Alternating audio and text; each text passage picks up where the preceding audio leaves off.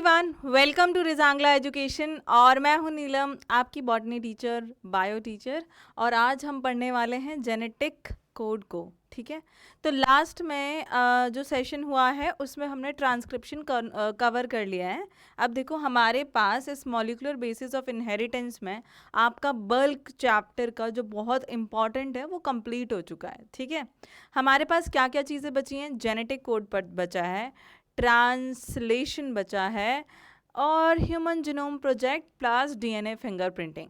तो आपके पास ये चार लैक ओपेरॉन 5 कुछ और टॉपिक्स हैं, तो हमारे 5 लेक्चर्स और आएंगे। ठीक है, और इसमें हम कंप्लीट कर लेंगे अपना पूरा का पूरा चैप्टर। बट मेजर बल्क आपका कंप्लीट हो चुका है। रेप्लिकेशन, ट्रांसक्रिप्शन प्लस सारे एक्सपेरिमेंट्स, 5-6 एक्सपेरिमेंट्स थे, डीएनए की डिस्कवरी थी, है ना, डीएनए का स्ट्रक्चर था, amino acids, nucleic acid, central dogma, बहुत सारी चीज़ें हम कवर कर चुके हैं। तो चलो स्टार्ट कर देते हैं आज का चैप्टर। अब आज का चैप्टर स्टार्ट करते हैं किसके साथ? अपने रेप्लिकेशन एंड ट्रांसक्रिप्शन के साथ। अब मैं रेप्लिकेशन एंड ट्रांसक्रिप्शन के साथ इसे क्यों स्टार्ट कर रही हूँ? अगर आपको रेप्लिकेशन एंड ट्रांसक्रिप्शन याद है तो उसमें क्या हो रहा था, ज़रा मुझे बताओ। या फिर अगर नहीं बता सकते हो ऑब्वियसली, तो आप क्या करो, आप खुद को बताओ, इमेजिन करो कि उसमें क्या क्या हो रहा था रेप्लिकेशन एंड ट्रांसक्रिप्शन में। रेप्लिकेशन एंड ट्रांसक्रिप्शन में क्या क्या हो रहा था?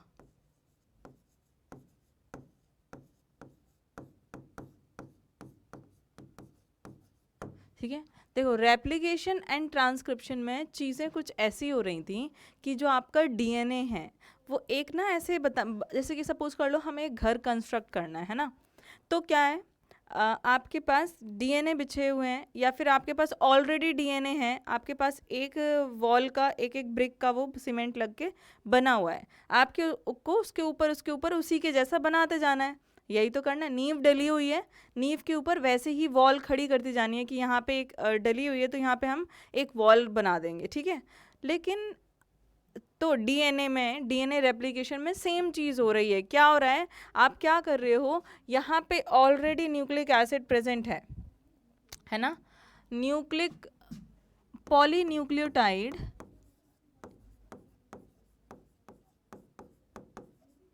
ऑलरेडी हैं, पॉलीन्यूक्लियोटाइड से पॉलीन्यूक्लियोटाइड बना रहे हो।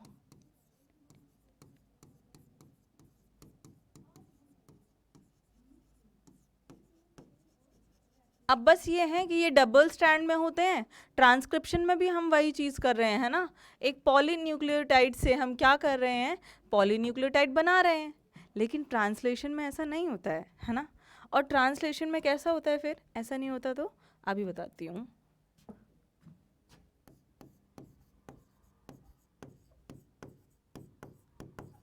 देखो, ट्रांसलेशन में क्या हो रहा है, अब ट्रांसलेशन में आपके पास जो एमआरएनए है उससे कुछ मतलब एमआरएनए आपका पॉलीन्यूक्लियोटाइड है ऑब्वियसली, उस न्यूक्लियोटाइड से आपके पास कुछ और बन रहा है, पॉलीन्यूक्लियोटाइड नहीं बन रहा है। यहाँ पे भी क्या है, पॉलीन्यूक्लियोटाइड, इससे हम क्या बना रहे हैं, पॉलीपेप्टाइड। ठीक है, पॉलीपेप्टाइड किसको यूज करके?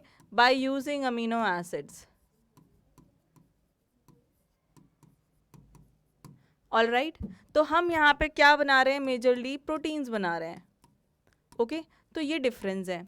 अब समझ लो, आपको न्यूक्लियोटाइड्स पता था कि ये एडेनाइन आ रहा है, फॉस्फेट आ रहा है, शुगर आ रही है, एक तीनों मिलके एक न्यूक्लियोटाइड बना दे रहे हैं। ठीक है, लेकिन ये पॉलीपेप्टाइड है ना, ये पॉलीपेप्टाइड किसी प्रोटीन को कोड कर रहा है। क्या रीड करेंगे हम, क्या है वो? इतने सारे हमारे पास कितने अमीनो एसिड्स हैं? टोटल अमीनो एसिड्स हमारे पास हैं 20 अमीनो एसिड्स, है ना, टोटल है 20 अमीनो एसिड। तो आपकी बॉडी में कोई भी हार्मोन, कोई भी फंक्शन, कोई भी मैसेज, कोई भी एंजाइम किससे कोड किया जा रहा है? एक केमिकल से अमीनो एसिड्स उसको कोड करते हैं, है ना। मान लो सारे प्रोटीन्स नहीं होते, बट जितने भी प्रोटीन वाली चीज़ें उनको कौन कोड कर रहा है? Amino acids. 20 अमीनो एसिड से आपके अलग अलग प्रोटीन बन रहे हैं, है ना। तो समझ लो आपके पास, आप कुछ पढ़ रहे हो, सपोज कर लो एक लैंग्वेज सीख रहे हो, है ना, कोई भी लैंग्वेज की बात कर लेते हैं, उर्दू सीख रहे हैं हम सपोज। अब उर्दू में क्या है, मान लो 20 वर्ड्स हैं, है ना, एग्जाम्पल के लिए कह रही हूँ, एक लैंग्वेज में 20 वर्ड्स हैं, आपको वो 20 वर्ड्स ही याद करने हैं, उसी से आप सारे तरीके की बातें कर सकते हैं, कम्युनिकेट कर सकते हैं। लेकिन उनके लिए हमें लेटर्स भी चाहिए, है ना, हिंदी के लेटर्स अलग होते हैं, इंग्लिश के अलग होते हैं, उर्दू के अलग होंगे। तो आपके पास लेटर्स कितने हैं यहाँ पे वो देख लेते हैं, हमारे पास कितने अलग तरीके के लेटर्स हैं, और आपको ये 20 चीज़ों को कोड करना है, उसके लिए आपके पास कितने अलग अलग टाइप के वर्ड आएंगे जो इनको कोड कर सकें। वैसे तो 20 वर्ड्स को बनाने के लिए हमारे पास उसके 20 वर्ड ही होने चाहिए, है ना, उसको कोड करने के लिए उतने ही होने चाहिए। लेकिन देखो यहाँ पे थोड़ी सी चीज़ें अलग अलग है, क्या याद रखना है, लेटर्स एंड वर्ड्स, ठीक है। ये किसकी बात कर रहे हैं, लेटर्स यहाँ पर होंगे कुछ जो कि मैं आपको बताऊंगी, और वर्ड्स क्या हैं यहाँ पे, आपके amino acids in case of genetic, ठीक है। अब बात आती है यहाँ पे चीज़ें क्या हैं, कॉम्प्लीमेंटेरिटी के बेस पर, कॉम्प्लीमेंट्री जो सीक्वेंस है उसी के हिसाब से आपके यहाँ पे बनते जाएंगे, but here there is no complementarity,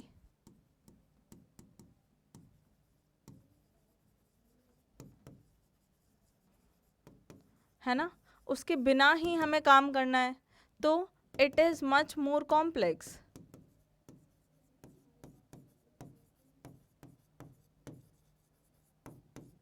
it is much more complex, right. अब हमारे पास क्या है, अब हम exact what is genetic code, हम इसकी बात करने चलते हैं, ठीक है। अब जेनेटिक कोड, ये टर्म किसने दी थी,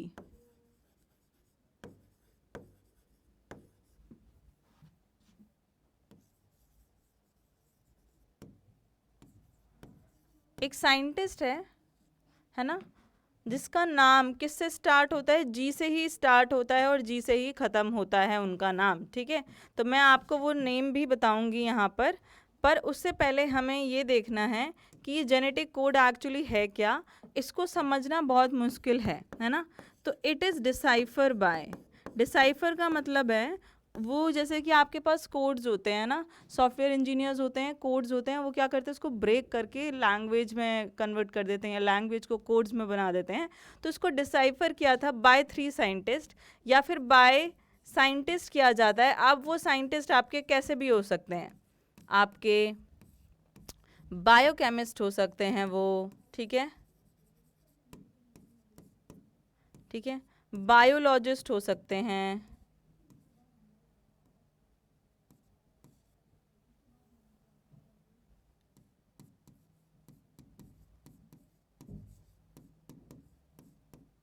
आपके जेनेटिक्स्ट हो सकते हैं, फिजियोलॉजिस्ट हो सकते हैं, यही तो है, फिजिसिस्ट,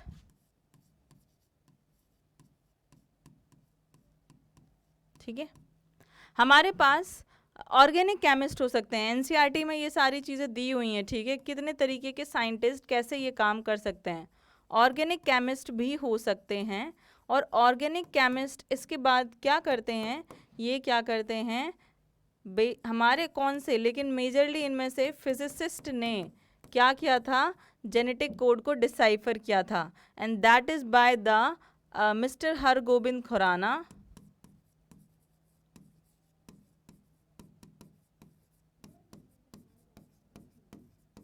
और हमारे पास एक और थे जिनका नाम था क्या, नीरेनबर्ग।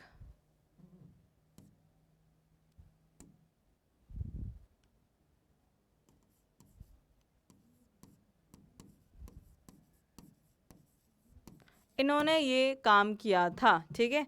नीरेनबर्ग में Marshall Nirenberg and mister Hargobind Khorana ने क्या किया था, इसको क्या किया था, डिसाइफर किया था कि जेनेटिक कोड एक्चुअली है क्या, but it is very complex to decipher the genetic code is very complex. उसको पता लगाना, उसके कोड्स को रिवील करना बहुत ज़्यादा टफ था, लेकिन अब मैं आपको बताते जाती हूँ कि कैसे ये हुआ है, ठीक है। तो यहाँ पे चीज़ें क्या आ रही हैं, आपके पास क्या है, बेसिकली जेनेटिक कोड्स के पास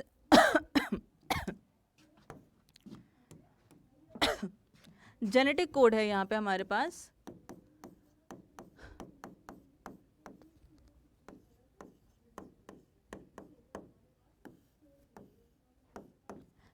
ये क्या है, आपकी एक लैंग्वेज है। For example this is a language. इस लैंग्वेज में क्या है आपके पास, 4 लेटर्स है ना।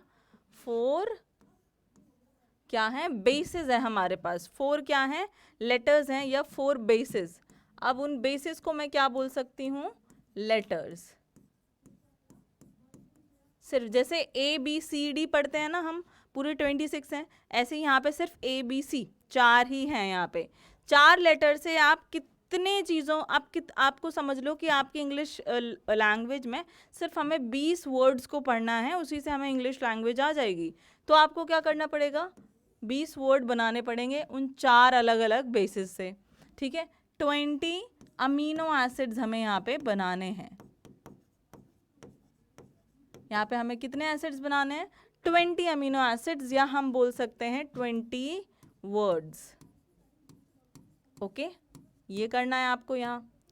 ठीक है, अब इस 20 अमीनो एसिड्स को बनाने के लिए आपको ऐसे कितनी बार कितनी चीज़ों को अरेंज करना पड़ेगा, या कितने हमें इसके अरेंजमेंट्स चाहिए जिससे कि हम 20 अमीनो एसिड्स को कोड कर पाएँ।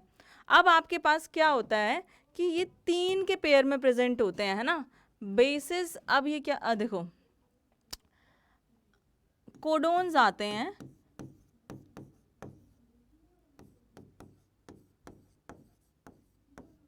ठीक है, codons are there to code 20 amino acids. ठीक है, अब ये क्या है, 3 सेट ऑफ बेसिस, या फिर हमें क्या बोल सकते हैं इन्हें, ट्रिपलेट ऑफ बेसिस या ट्रिपलेट ऑफ लेटर्स। अब आपको 4 बेस पेयर्स को, 4 बेसिस को ऐसे अरेंज करना है 3-3 के सेट में कि वो 20 अमीनो एसिड्स को कोड कर पाए, है ना। तो अब हम परम्यूटेशन एंड कॉम्बिनेशन, जो कि एक मैथ्स का सब कुछ है, टॉपिक है ना, उसमें क्या पढ़ते हैं, उसमें यही कुछ चीज़ें पढ़ते हैं। मुझे इतना ज़्यादा नहीं आता, मैथमेटिक्स मैंने नहीं पढ़ी है इतनी। तो यहाँ पे कैसे हमें अरेंज करना है कि हम इतने अमीनो एसिड्स को कोड कर लें। तो सपोज कर लो आपके पास 4 बेसिस है ना। अब मैं 4 बेसिस को यूज़ करती हूँ एक एक बार एक को, है ना। तो मेरे पास कितने आते हैं, 4 अमीनो एसिड्स को ही कोड कर पाऊँगी मैं, राइट। लेकिन अगर उनको मैं 4 को अलग अलग तरीके से 2 बार करूँ तो 4 जा 16 को कोड कर पाऊंगी, है ना। अगर मैं 4 बेसिस को एक वर्ड में 2-2 रखूँ, 2-2 बेसिस रखूँ, तो मैं सिर्फ 16 कोड कर पाऊंगी। मतलब अगर मैं ट्रिपलेट ना बनाऊँ, ट्रिपलेट आया कहाँ से वही बता रही हूँ। सपोज कर लो मेरे पास 4 बेसिस हैं, A B C D, A B C D, ठीक है, डी। क्या कर सकती हूँ, A B C and D, अलग अलग ये 4 अमीनो एसिड्स को कोड कर देंगे। अगर मैंने 2-2 के अलग अलग सीक्वेंस बना लिए तो ये 16 अमीनो एसिड्स को कोड करेंगे। कैसे, ए बी को साथ रख दिया, एक बार ए सी को साथ रख दिया, एक बार ए डी को साथ रख दिया, एक बार डी ए को साथ कर दिया, इनके सीक्वेंस चेंज करेंगे तो 16 बन जाएंगे। लेकिन अगर मैं क्या करती हूँ, 3-3 के बनाती हूँ और फिर अलग अलग करती हूँ, तो यहाँ पे मेरे पास कितने बन रहे हैं, 64 कोडोन्स बन रहे हैं। ये कोड करेंगे अमीनो एसिड को, 64 कोडोन्स बन रहे हैं, विच इज मोर देन जितने हमें चाहिए, उससे बहुत ज़्यादा। हमें 20 अमीनो एसिड्स को कोड करने के लिए चाहिए, but they are more than what we have to code, ठीक है, what we are required. So they are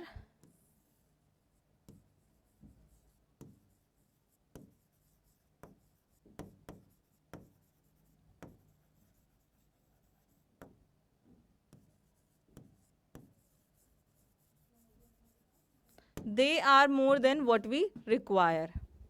okay, अब इसके बाद हमें क्या करना है, इससे हमें ये समझ आया that each codon has 3 letters और 3 bases हम कह सकते हैं, है ना। ओके, और हमारे पास टोटल कितने हैं? We have 64 codons. लेकिन अब इस 64 में से आपके पास 61 क्या होते हैं? 61 codons code for amino acid, कितने? 20। एंड इसमें से 3 क्या है? स्टॉप कोडोन है, जो कि क्या है? टर्मिनेटर कोडोन और शॉर्ट, ठीक है, टर्मिनेटर। वो हमारे पास क्या है? UAA, UAG, UGA। ये क्या है? टर्मिनेटर कोडोन है। अब हमारे पास इन कोडोन्स के अपने पास क्या है? नाम भी हैं, जिसको हम क्या कहते हैं? जिसको हम कहते हैं ओकरे, एम्बर एंड ओपाल, ठीक है। ओकरे, इसका नाम क्या है? ओकरे, एम्बर एंड ओपाल, ठीक है। ये आपको इसी सीक्वेंस में याद भी रखने हैं। ये क्या है? स्टॉप या टर्मिनेटर कोडोन है, and this is very important. इसको आप हाईलाइट कर लो।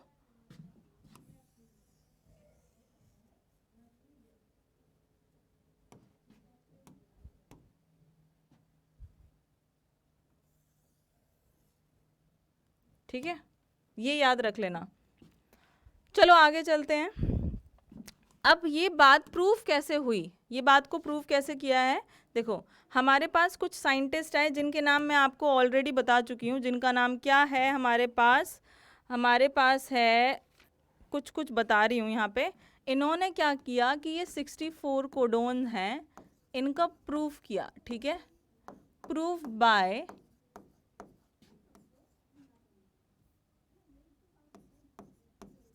Chemically by 2 different scientists.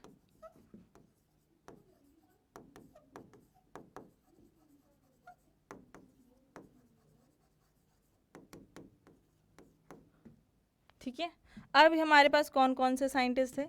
एक तो हमारे पास थे, एक सेकेंड,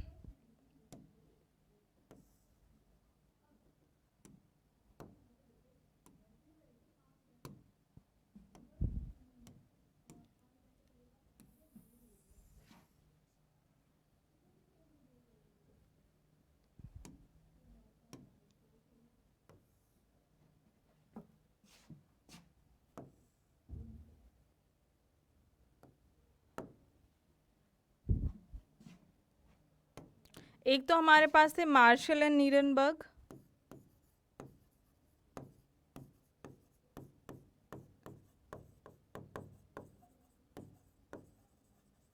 और हमारे पास कौन थे? हरगोबिंद खुराना, ठीक है।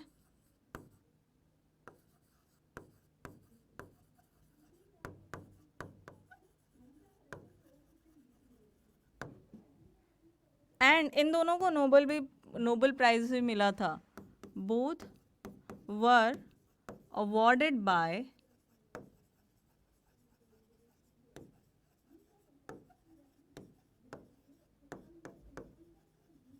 प्राइज ऑल्सो, ठीक है। अब इन दोनों के एक्सपेरिमेंट को क्या ले लो, क्या कर लो, इन्होंने सिंथेटिकली प्रूव किया था, दोनों ने ही। इन्होंने क्या किया था? यहाँ पे हमने एक होमोपॉलीमर लिया था, किसका? नाइट्रोजनस बेसिस का, ठीक है। अब वो क्या है? एक हमने बीकर लिया जिसमें हमने क्या किया? ऐड किया यूटीपी। यूटीपी क्या है? Uridine triphosphate. ये क्या है? नाइट्रोजनस बेसिस है, uridine triphosphate. This is a nitrogenous base. ये क्या है? एक NB है, नाइट्रोजनस बेस है। सारे हमने क्या किए? यूटीपी और यूटीपी डाल दिया यहाँ पे। अब इसने क्या किया था? इस साइंटिस्ट ने अलग किया था। इन्होंने क्या किया था? He took a beaker and then he added 2 different chemicals, ठीक है। इन्होंने यूटीपीस नहीं किए थे, इन्होंने CTP किए थे एंड यूटीपी। इन्होंने 2 लिए थे, जो कि क्या थे? यूटीपी प्लस CTP, ठीक है। डिफरेंट, हेट्रो या फिर कोपॉलीमर, ठीक है। और इन्होंने क्या किया था? ये होमोपॉलीमर लिया था।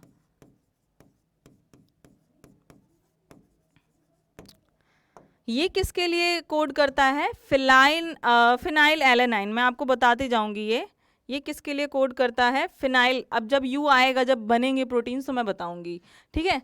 अब याद करो, आप कुछ चीज़ें याद करो। जब हम ट्रांसक्रिप्शन पढ़ रहे थे तो आरएनए पॉलीमरेज क्या कर रहा था? आरएनए पॉलीमरेज आपके आरएनए को, डीएनए से आरएनए को बना रहा था, नाइट्रोजनस बेसिस ला के इलॉन्गेशन करा रहा था, है ना। यहाँ पे क्या है, वो आरएनए पॉलीमरेज है ही नहीं, क्योंकि यहाँ पे डीएनए ही नहीं है। किसके कॉम्प्लीमेंटेरिटी वो एमआरएनए फॉर्म करेगा? यहाँ पे कौन आता है जो आर्टिफिशियली खुद से ही क्या बनाता है? नाइट्रोजनस बेसिस की चेन बना देता है और अल्टीमेटली आपको प्रोटीन की फॉर्म में ट्रांसलेट करता है, ठीक है। वो एक चीज़ है, वो एक केमिकल है जिसको हम क्या बोलते हैं? सेवेरो ओकरा एंजाइम, ठीक है। ये क्या करता है? Artificially synthesize mRNA and DNA independent RNA polymerization, ठीक है।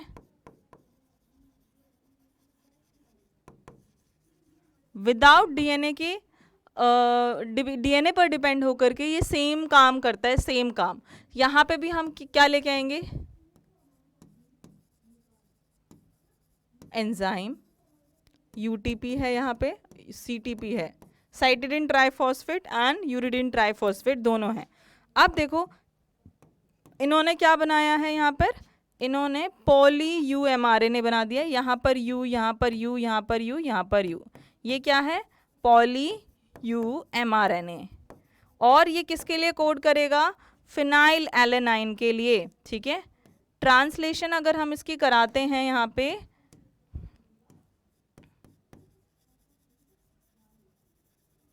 ये क्या करेगा? फिनाइल एलेनाइन के लिए कोड करेगा, ठीक है।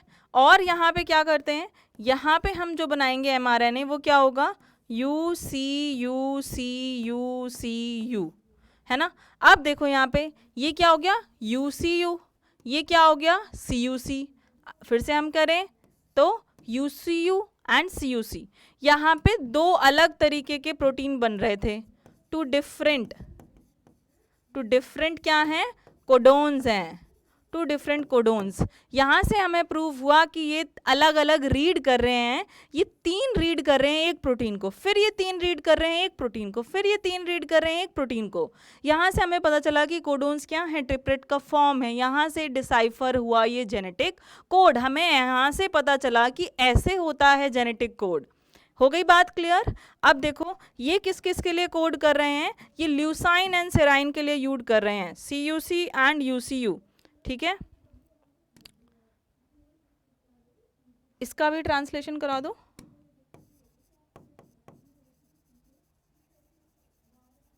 CUC इज ल्यूसाइन,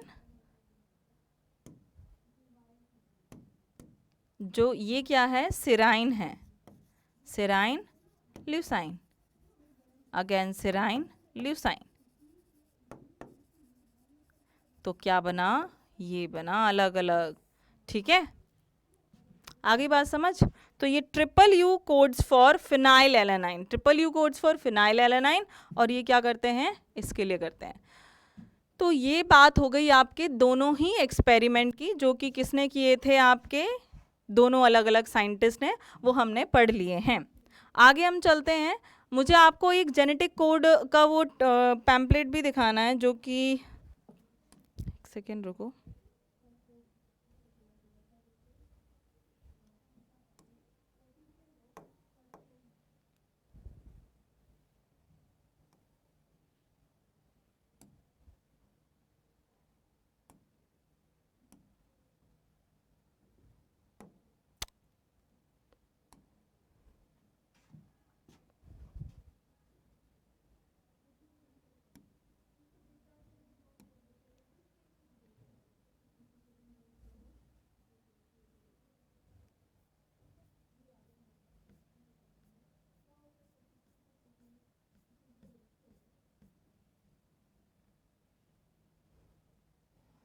ठीक है, I hope it is clearly visible, है ना। अब देखो इसको पढ़ते कैसे, मैं एनसीईआरटी का ये वाली चीज़ आपको ये बता देती हूँ कि इसको पढ़ा कैसे जाता है एक्चुअली। तो सबसे पहले यहाँ से हमें स्टार्टिंग से देखना है, ये जो पोजीशन लिखी है, क्या लिखी है, ये पोजीशन लिखी है यहाँ पर फर्स्ट पार्ट में, है ना, पोजीशन। उसके बाद ये देखो ये UCANG, UCANG लिखा हुआ है। यहाँ पे क्या लिखा है, UCAG, यहाँ पे क्या लिखा हुआ है, UCAG, है ना। तीनों जगह सेम चीज लिखी हुई है। ओके, अब हमें यहां से क्या पता करना है, ये देखो, अगर यहाँ पे लिखा है फर्स्ट और लिखा है U, तो आपको स्टार्टिंग में U मिलेगा इस डिब्बे में, सेकंड में मिला है C, तो स्टार्टिंग में C रहेगा, इस थर्ड बॉक्स में A लिखा है तो स्टार्टिंग में A रहेगा, G, ये UCAG हो गया। अब ये हर डिब्बे पे क्या लिखा है, ये सेकंड पोजीशन, मतलब U यहाँ पे सेकंड पोजीशन रिप्रेजेंट करेगा, C second position, A second position and G second position. अब ये क्या बता रहा है, पोजीशन थर्ड है, ये थर्ड यहाँ पे। अब यहाँ पे ये क्या बता रहा है, UCAG ना, तो ये UCAG है वो हर जगह पे यहाँ पे क्या होगा, सेकंड में होगा। देखो UCAG,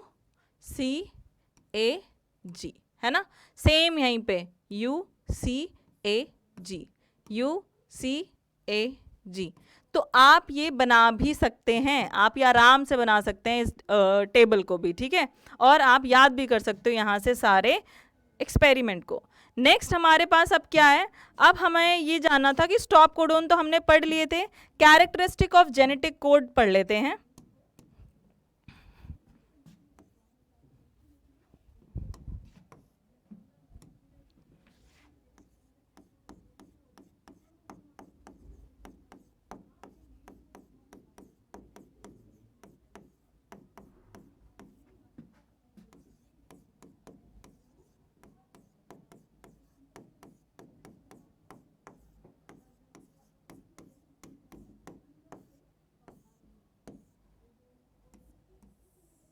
ठीक है, characteristic of genetic code.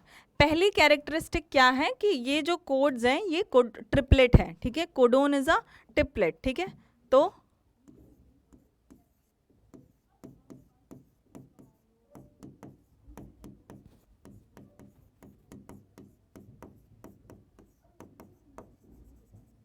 Total 64 है, उसमें से 3 क्या है, स्टॉप कोडोन है, एंड 61 क्या है, कोडिंग कोडोन, ठीक है, ये क्या है, स्टॉप कोडोन। ओके, टोटल कितने हैं, 64, और 3 स्टॉप कोडोन है, मैंने उनके नाम भी आपको बता दिए, फिर से बताऊं क्या, UAA, UAG एंड UGA, ओक्रे,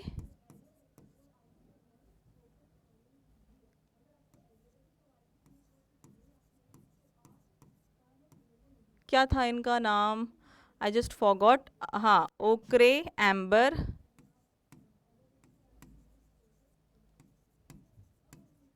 ओपाल, इसका है ओपाल, ठीक है, लास्ट वाले का। ओके, नाउ नेक्स्ट आपके पास क्या है, और ये कैसे आया 64, आपको पता है, 4 1 किया तो 4 ही आएंगे, 4 को 2 अलग अलग तरीके से किया तो 16 आएंगे, एंड ये 3 तो 64, ऐसे हमारा ये 64 आया। नेक्स्ट क्या है, नेक्स्ट कैरेक्टरिस्टिक क्या है कि 3 आपके पास स्टॉप कोडोन है, ठीक है, सम अमीनो एसिड, नेक्स्ट क्या है, some amino acid are coded by more than some amino acid are coded by more than one codon। जैसे कि हमने पढ़ा था एक जीन के 2 ऑल्टरनेटिव फॉर्म्स होते हैं वो कोड करते हैं, लेकिन आपके कुछ चीज़ें मोर देन 2 अलील से भी कोड हो सकती हैं, है ना, मल्टीपल एलेलिज्म। सिमिलरली यहाँ पे ये क्या है, एक amino acid is coded by more than 1 codon, लेकिन यहाँ पे एक्सेप्शंस है, ऐसा हर केस में नहीं है। एक्सेप्शन क्या है, हाँ, तो इस चीज़ को हम क्या कहते हैं, दैट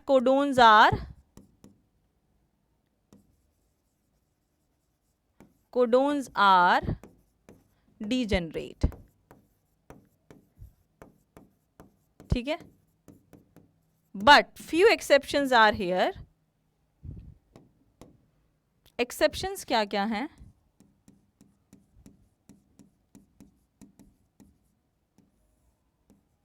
जैसे कि अगर हम बात करें कि कुछ नॉन डीजेनरेट होते हैं, सम आर नॉन डीजेनरेट, ठीक है, सारे ही नहीं ऐसे होते जो सिर्फ एक ही कोडोन से कोड किए जाते हैं, कुछ नॉन डीजेनरेट भी होते हैं जिनको सिर्फ एक ही कोडोन कोड करता है, they are not coded by any other codon. अगर हम बात कर लें तो यहाँ पे है AUG। AUG किसके लिए कोड करता है? मीथियोनाइन। तो मीथियोनाइन आपका मीथियोनिन, ये किसी से कोड नहीं होता है मीथियोनिन, ठीक है, इसको और कोई कोड नहीं कर सकता, सिर्फ AUG ही कोड कर सकता है।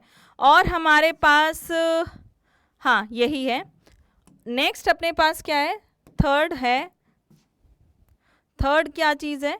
थर्ड है that codon is read in mRNA is continuous. मतलब क्या है? कॉन्टिन्यूअस है codon.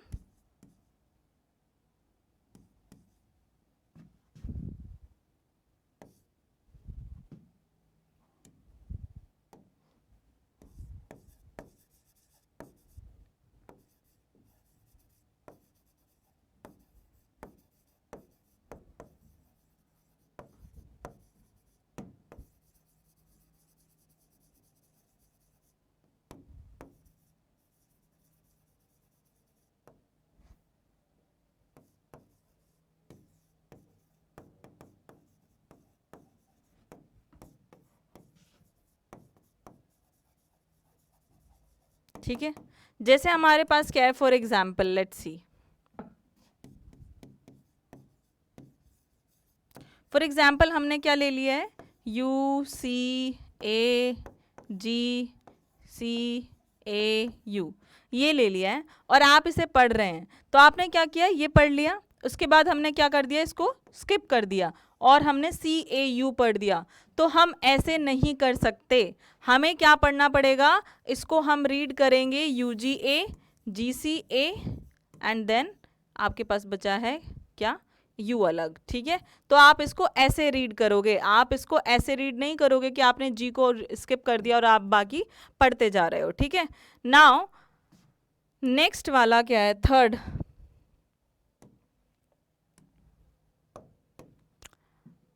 Code is nearly universal.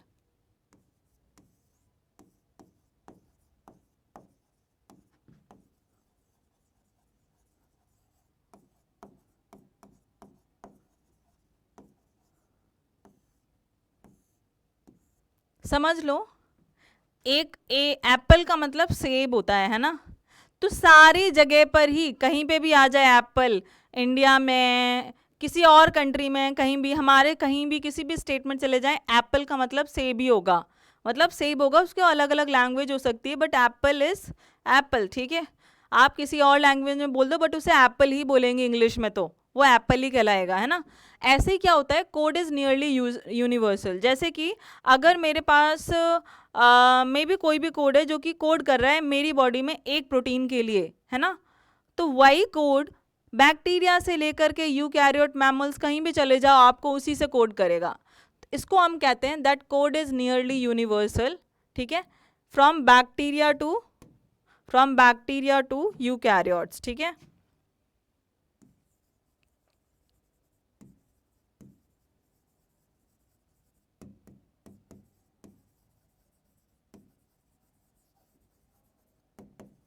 लेकिन हमारे पास कुछ एक्सेप्शंस हैं, फ्यू एक्सेप्शंस आर देयर, ठीक है।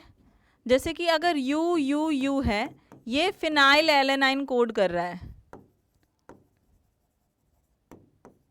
कोड्स फॉर फिनाइल एलेनाइन, तो आप किसी भी सेल में चले जाओ ये फिनाइल एलेनाइन ही कोड करेगा। लेकिन कुछ कुछ एक्सेप्शंस हैं, वो मैं आपको बता देती हूँ। एक्सेप्शंस,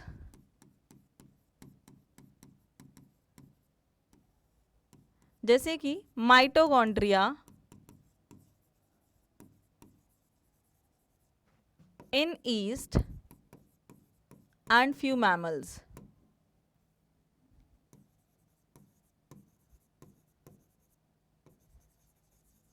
यहाँ पे ये एक्सेप्शन आ जाता है, जैसे कि यहाँ पे क्या होता है UGA, UG क्या है,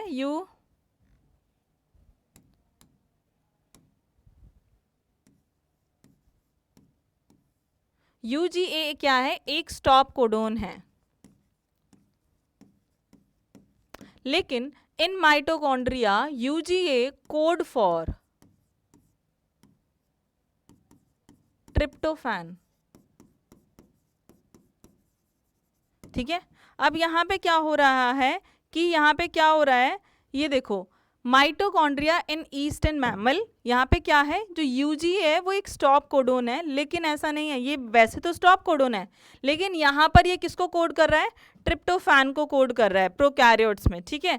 अब ऐसे ही आपके पास क्या है, एक तो है AGA एंड AGG, क्या है एक आपके पास, एक तो ये एग्जाम्पल हो गया, एक हमारे पास क्या है AGA एंड AGG। AGA क्या कर रहा है, वैसे तो प्रोटोजोआ में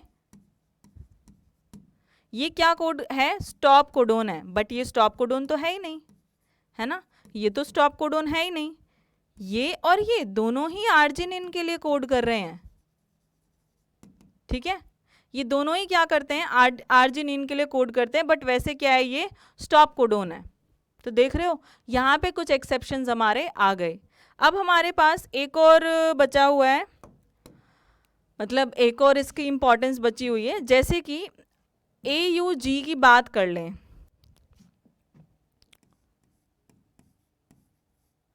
AUG है ना, AUG has a dual function,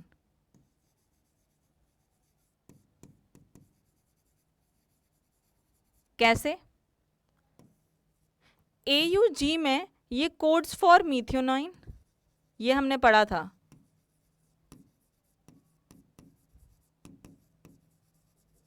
है ना, और ये एज अ इनिशिएटर कोडोन भी काम करता है,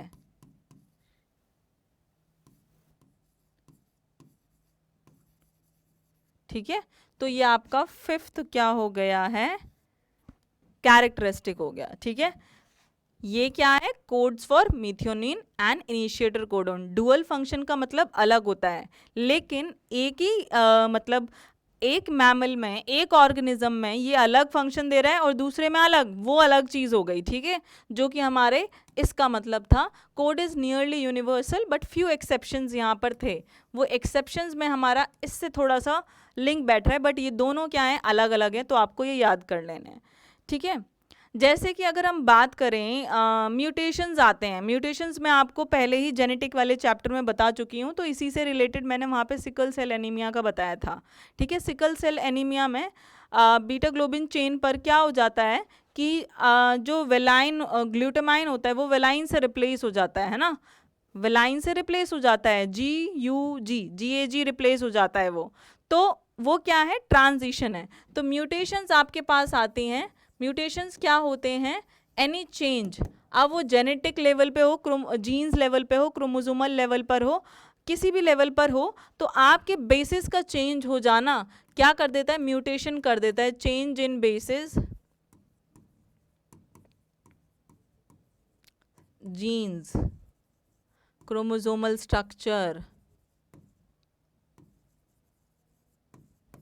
क्या करता है, चेंज कर देता है प्रोटीन को, चेंज एक्सप्रेशन, ठीक है, या फिर प्रोटीन को चेंज कर देता है ना। जैसे कि हमारे पास बहुत सारे म्यूटेशंस हैं, फ्रेम शिफ्ट म्यूटेशन है ना, हमने और क्या पढ़ा था, पॉइंट म्यूटेशन, ये अलग अलग तरीके की म्यूटेशन है। सब्सटीट्यूशन, इसमें हमने सिकल सेल एनीमिया में ट्रांसवर्जन पढ़ा था कि ये जो UA होता है AU बन जाता है ये, ठीक है, ऊपर वाला कोडोन नीचे आ जाता है, नीचे वाला ऊपर चला जाता है, तो ऐसे चेंज होने को हम क्या कहते हैं, म्यूटेशन हो रहे हैं, इस तरीके से किसी भी चेंज होने को, ये हम पढ़ चुके हैं लास्ट सेशन में। अब नेक्स्ट टॉपिक हमारा होगा ट्रांसलेशन, जेनेटिक कोड यहाँ पर कंप्लीट हो चुका है। मिलते हैं अगले सेशन में, थैंक यू।